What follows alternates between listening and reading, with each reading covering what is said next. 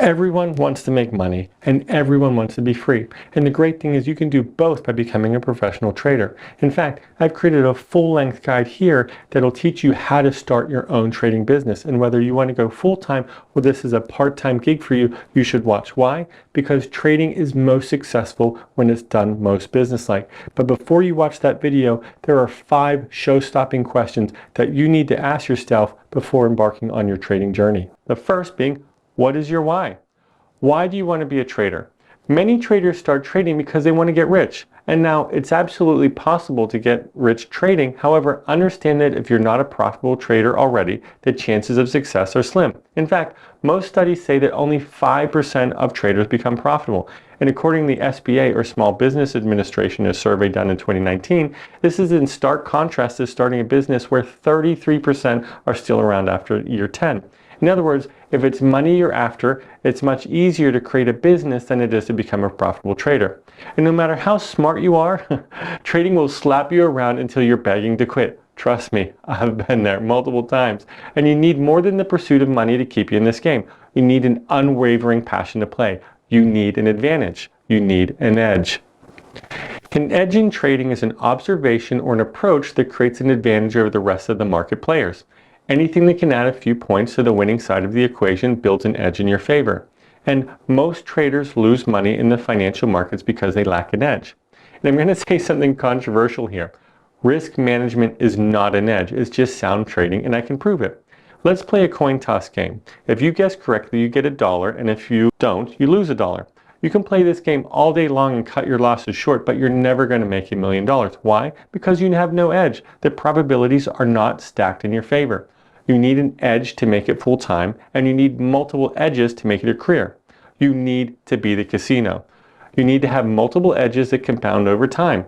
Don't be a gambler and have the odds stacked against you.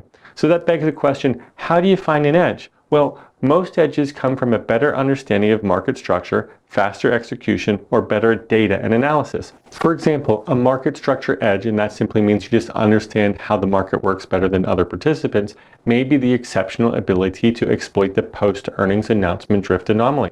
Another may be the early identification of trends through sophisticated technical or data analysis. You want to ensure that you're on the right side of the stock market or whatever market you're trading as much as you can. And if you're struggling to find an edge, I've got you covered. I backtested Scotland's slingshot trading strategy at a high level to verify if it had an edge, which it does. And if you're not familiar with Scotland, he's a professional trader. He shares his trades publicly on Twitter, and he has multiple triple-digit years under his belt, with his highest being 305% and last year being 150%. Scotland wanted to find a way to get into strong stocks before the run-up and invented this slingshot trading setup. This is one of his many edges, and this setup can work for you too, assuming it meshes with your market philosophy and psychological makeup, but more on that later. Once you've successfully identified and defined your edge, or better yet edges, it's time to consider your risk tolerance, which is number 3. Risk tolerance refers to the degree of risk you're able and willing to take. And while there are multiple ways to define risk, we'll consider volatility and drawdown for our purpose. Since your comfort level with uncertainty determines your risk tolerance, it can be challenging to be aware of your risk appetite until faced with a potential loss. You should still strive to gain a clear understanding of your risk appetite, though, and your ability to stomach large swings in the value of your portfolio. Why? Well, when traders trade above their risk tolerance levels, at best, they'll lose sleep and make suboptimal decisions the next day, and at worst, they'll sell out at exactly the wrong time. Risk tolerance is all about understanding yourself, a key characteristic you should possess as a flourishing trading business owner. And let me tell you, when you start a trading business and it becomes your primary source of income, your risk appetite will change a lot. And this even applies to algorithmic traders like myself. Most traders' greatest struggle when it comes to establishing a profitable trading business revolves around trading psychology. In fact, I don't think finding edges in the market is the most difficult task as a flourishing trader. I just showed you the slingshot strategy, which is a potential edge that you can incorporate into your trading. What's hard isn't knowing what you should do, it's doing what you should do. It's trading like a business. And risk tolerance is just one aspect of trading psychology. Trading psychology refers to the emotional aspects of an investor's or trader's decision-making process. It's how the emotions affect your trading, and trading affects your emotions. And there are some important considerations to make here. Most traders fall into the trap of thinking they can achieve trading success with little thought of their psychological makeup, And let me tell you, fighting the market is hard enough, let alone when you're fighting with yourself too. Successfully aligning your trading strategy with your psychology implies that you may need to give up or change some of your values and beliefs. For instance, do you value the need to be right? A trader who values the need to be right is more likely to refuse to set a stop loss and take a small percentage loss in case the trade goes haywire. Another example might be, do overnight moves keep you up at night? Then if that's the case, perhaps a day trading style is better suited for you.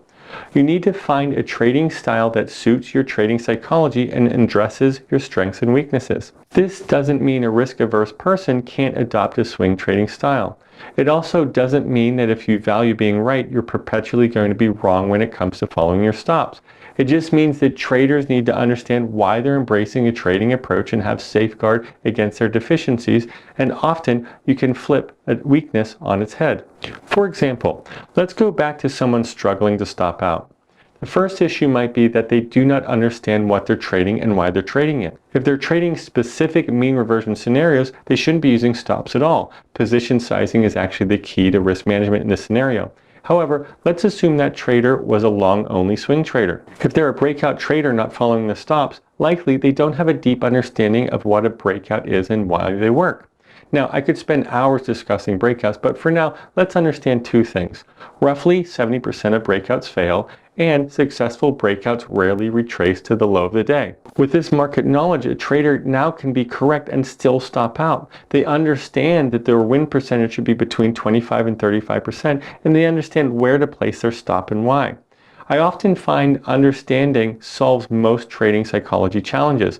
And now we're almost done with the 5 show-stopping questions. Remember, the first was know your why. Why are you doing this? The second is making sure you have an edge. The third is aligning your psychology to your trading strategy. And the fourth and fifth are about making sure you've got enough capital and time to be able to make this work. And you start off by understanding your return assumptions. Now, return assumptions refer to the rate of return an investor or trader expects to make from their trading activities, right? So all active traders really have one goal in common, and it's to utilize their trading capital to make as much money as possible while assuming a certain level of risk. For that reason, it's critical to set your expectations right to figure out a rough idea of what return you might achieve before you kick off your trading endeavors, especially if this is going to be your full-time gig. So how do you determine a reasonable rate of return? Well, whether you're a regular business or a trading business, the answer is the same. You need to look at your return history and your competition's average annual returns per each individual system or setup and determine whether or not that's a number you can realistically achieve. And this number, what you think that you're able to achieve, is called your target compound annual growth rate. And it's critical that you get this number right because it's the basis for all of the other calculations and thinking whether or not we can actually make this trading business work, both by how much profit we should be making and how much capital we need to make this business run. So to keep the math easy, if you make $10,000 on a $100,000 account, your average annual return is 10%. Unless you have a history to back it up, investors shouldn't set their CAGR above 15%, and traders shouldn't set their CAGR above 40%. Now, I know some of you might think that these compound annual growth rate numbers are tiny, but remember, exceptional returns are the exception and not the rule. And if you're curious on some of what other hedge funds are generating, you can check out the associated website article for this video. Now, what is the bare minimum that we need to make? This is called the minimum absolute return. So with an understanding of what you're likely to achieve, it's time to figure out exactly what you need to achieve. This minimum absolute return refers to the minimum return that you set over a period of time. This return needs to cover your business expenses, which I'll cover some samples shortly, and your owner's draw. The draw is the salary that you need for you and your dependents' living expenses. The minimum absolute return is typically your break-even level. It's not the target. And now the target absolute return is pretty easy to figure out. We've already calculated what we expect to make through the target CAGR, right? Now all we need to do is take that percentage and multiply by our starting capital, and that should be how many dollars we should make at the end of the year.